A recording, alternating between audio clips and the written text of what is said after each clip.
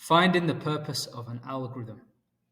A very common question in the GCSE spec in paper 2 is you are given an algorithm written in pseudocode and your job is to describe what the algorithm does. So a way that you can find out what the algorithm does is you can use some test data. So I've got some test data here and you can conduct a trace table on the algorithm and that will help us understand what the algorithm does. So if we have a look at the trace table, we have X, count, Y, and output.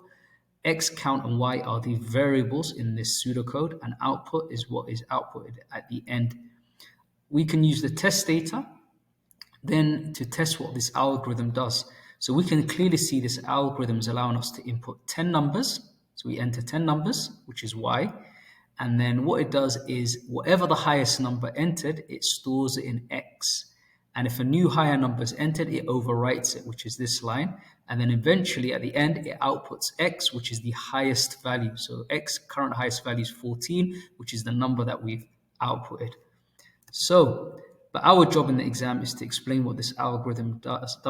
So a common thing that students would do is they will do something called a literal translation of the algorithm. So they might say a variable called X is declared and assigned to the value -1, which is line number 1.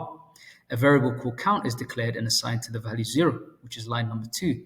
A while loop with 10 iterations. Okay, but the problem is you're not describing what the algorithm does. Rather, you're doing a literal translation of the algorithm.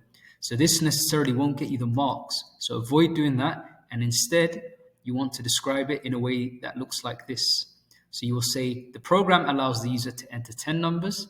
It then compares each number to find the highest value. And then at the end, it outputs the highest value. So this is a better description of this algorithm rather than a literal translation of each line.